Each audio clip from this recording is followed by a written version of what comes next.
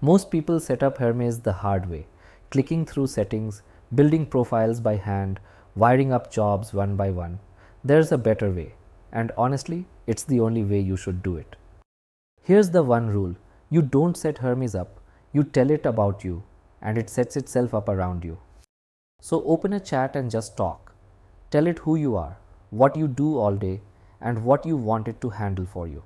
Don't hold back. The more it knows, the better it builds.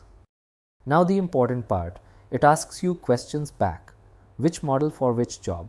How you like your answers? What runs on a schedule? You answer in plain words. And then it builds the whole thing. Separate profiles for each part of your work. Scheduled jobs that run while you sleep. A memory that never forgets how you like things. All from that one conversation. It even connects to agents running on your other machines. Tell it where they are and it links them, so one Hermes can hand work to another across your devices. I set mine up by hand. Profiles, jobs, model fixes, all of it. You don't have to. One conversation does what took me hours. So don't configure Hermes, onboard it, feed it everything, let it ask, and let it build your workflow. That's the only way you should set up the Hermes Desktop app.